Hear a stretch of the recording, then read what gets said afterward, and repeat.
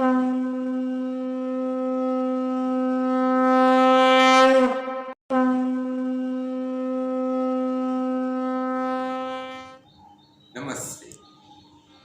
and welcome to Journey of Enlightenment. I am your host, Dr. Roger Gopal. Last week, an individual came to me and he asked an age-old question. He asked me, he said, Dr. Gopal, what do you think is the meaning of life? I actually hesitated to respond because such a question, I believe, probably dawned on the mind of man since we were able to first think how many thousands of years ago.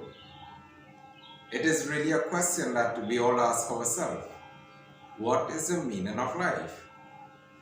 I think if you ask 1,000 people that question, you may actually get 1,000 different answers. So I told him, I said, well, the meaning of life changes based on the individual you may ask. But for me, the meaning of life is very simple. To be at peace, to have a peace of mind, that is, to be happy, to have joy. So I asked him, I said, what about you? What is life to you? What does it mean to you? And his response was, well, I don't mind being happy, but what if I get sick? So I said, well, what if you get sick? Would it then take away your happiness? He said, well, yes. What if I lose my job and I can't pay for a good doctor? And what if things that I expect, the things that I want in life doesn't work out exactly the way that I want it to? What if I fail at the things that I try to do?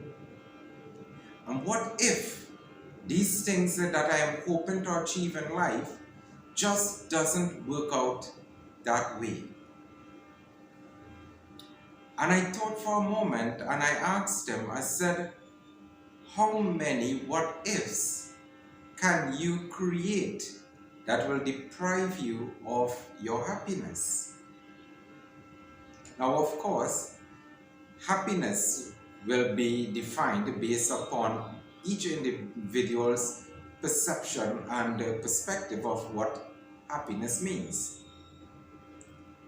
But if we find ways in our lives to always identify the negative, then we run the risk of being the chronic complainer.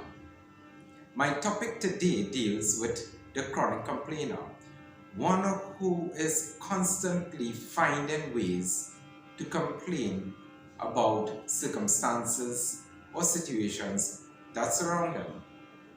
Zig Ziglar, a very well-known speaker and author, he once said, be grateful for what you have and stop complaining. It bores everyone else, does no good, and it doesn't solve any problems.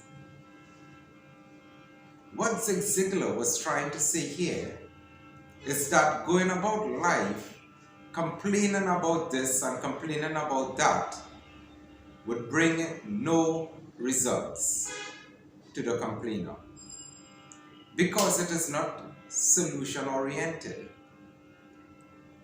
And many a times we go about life just searching for what we can complain about, but not really finding positive solutions to those problems. I remember a story, it's a funny story given by Les Brown. He said that once there was a man standing on the road, and the man was looking at a dog lying down on a wooden step. And the dog was moaning and groaning and moaning and groaning. So the man asked the owner, why is your dog moaning and groaning? Is there something wrong with him? So the owner said, well, the dog is actually lying down on a nail that is hurting him.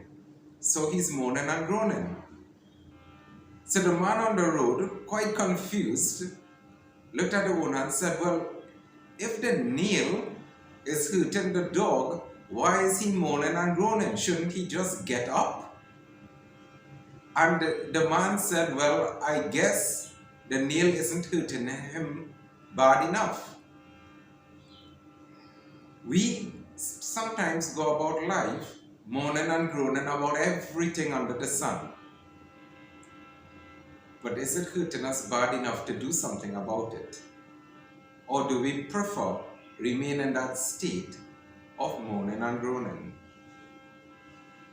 In the Ramayana, the Queen Kaikeyi, one of the wives of King Dasrath, had everything going for her. The Ramayana described King Dasrath as the incarnation of love itself. So she had a very loving husband and king. She had a palace and servants. She had 2 beautiful sons. One may ask, what more could this queen want? Influenced by her maid, Queen Kaikeyi was not satisfied that Ram would be installed on the throne. She wanted her own son. She went to King Dasrath and she started to complain to him. She said to the loving king, you have made me so many promises and you said to me, ask, ask, but yet you deliver none. How am I to believe that what I ask for today, you would give unto me?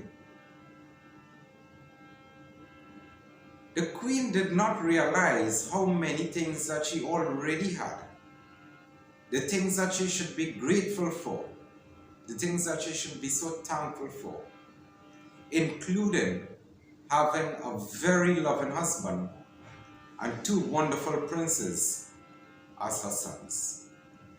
She had the love and the adoration of Sri Ram, but she was still searching for something to complain. The chronic complainer. The question is, why do we go about life trying to find what is wrong, complaining about the things that is not going our way, rather than looking for and identifying the wonderful blessings that exist around us? There are many theories for this. And one theory that I will put forward is that our minds are trained to think in a particular way when we allow thought patterns to develop. It is possible that as we think more and more about certain types of thoughts, whether it be thoughts of joy, thoughts of peace, thoughts of anger, thoughts of complaining, we are actually developing a mindset. We are training our mind to think in a particular fashion. Studies show that when we train our mind to think in a particular way, what happens is that our minds are then so set to operate in a default position, meaning that our mind then goes into that type of thinking, that type of thought pattern easily. It falls into that state easily. By allowing our minds to develop a repeated habit of thinking negatively, of complaining, of looking for faults in everything, what we are so doing is crafting a framework of thought that will become our default attitude and behavior. It is very important then that we pay particular attention to the thought patterns that we are allowed to develop in our minds. Why do we complain? We complain mainly because of something called the expectation gap. The expectation gap exists when there's a desire and then there's the reality. And the difference between that desire and that reality, if it is not the same, creates a gap, meaning that our expectation was not met. Failure to meet that expectation or to realize that expectation leaves us maybe a bit disappointed, maybe a bit discouraged.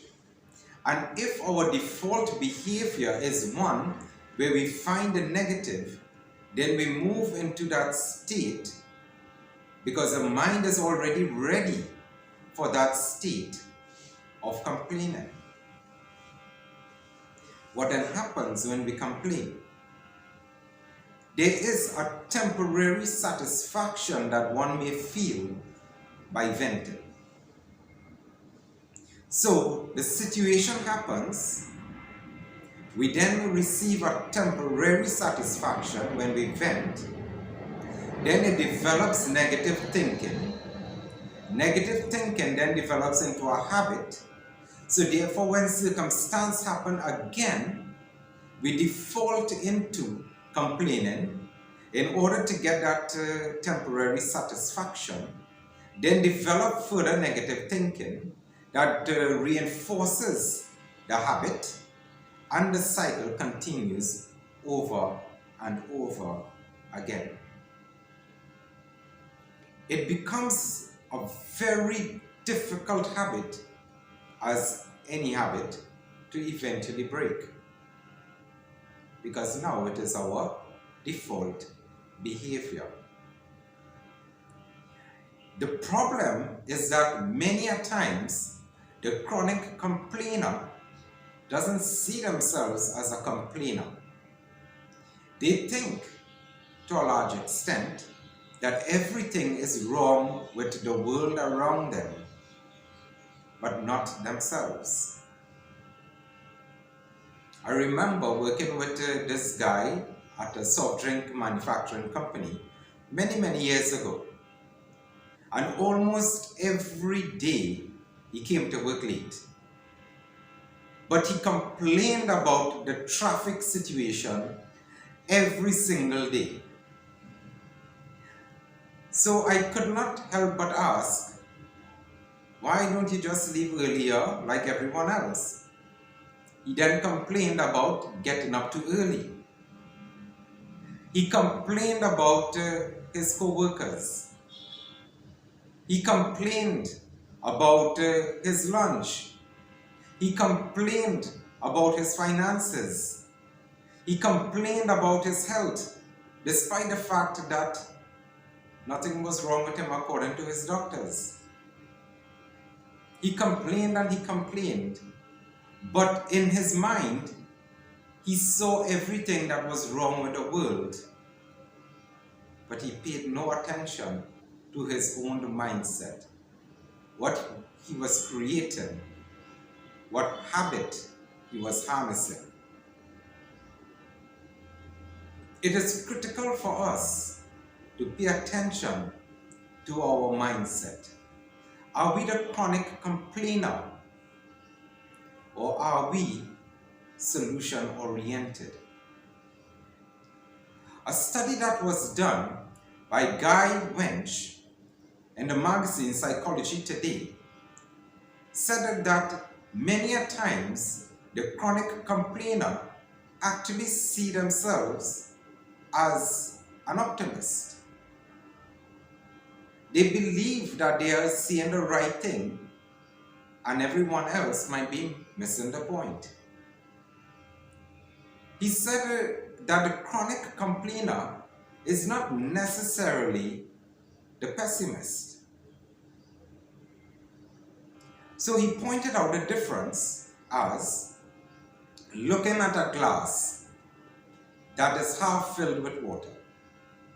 He said that the optimist would see the glass being half full. The pessimist would see the glass being half empty. The chronic complainer doesn't see it being half full nor half empty, but sees it as being maybe the glass is too dirty. Maybe there's a chip on the glass. Maybe the water has some bacteria that may get them sick by tomorrow. Maybe a doctor will not be able to help their cause.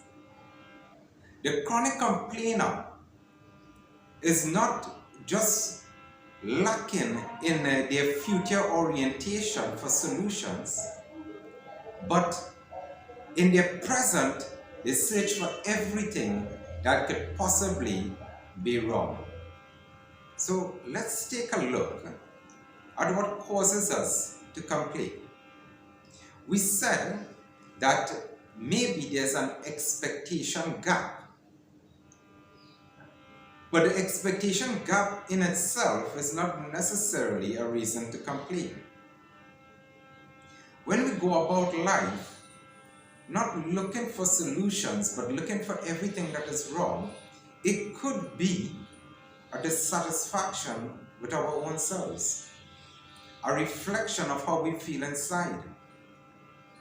So our dissatisfaction with something on the outside doesn't become solution-oriented because our dissatisfaction inside has us or causes us to revert to our thinking that is very negative, one that we find solution in just complaining about it, a temporary satisfaction. There was a funny story that I read in the newspaper quite just recently, and apparently the story was true, about a bank robber who went to the bank. He held up the teller, demanded $20,000, and he left. Upon reaching home and he counted the money, he realized that it was less than $20,000 which he demanded. He went back to the bank, believe it or not, to complain to the teller that she gave him less money than he demanded. Of course, he was arrested. He complained to the police officers that in his robbery, he was robbed because he was given less than he thought. Let us be aware of our mindset. Let us be aware of this habit of complaining. Is it possible to change? And the answer is thankfully yes. As with any habit, change does not occur overnight. What do we do? The first thing that we do is to be aware of our thought patterns, to become aware of our thinking habits. If we realize ourselves constantly falling into that habit of complaining, then we know that something is wrong. It is not a healthy way to live. So we allow ourselves then to move into a solution orientation. Rather than complaining, get into the habit of asking ourselves, what can we do? What solution is there? What possibilities exist for us to make it better? If the problem is there, then a solution would be there. It may not be possible overnight to identify that solution, but the solution will come with patience. Secondly, develop an attitude of gratitude. Rather than complain about everything under the sun, Let us start being happy for the things that we have, rather than the things that we don't have. Be thankful for every moment. Be thankful for every circumstance and every situation, good or bad. Be thankful for the lessons that we may learn. Be thankful for the things that we are able to escape. Be thankful for the blessings of the people around us. Developing an attitude of gratitude. My dear friends, let us take this week to assess ourselves, to reflect on our mindset, to become solution-oriented, to find gratitude in everything around us. Thank you for joining me on a journey of enlightenment. Please share our video if you enjoy and you see value in it. And I look forward to speaking with you again in our next session. Thank you all very much.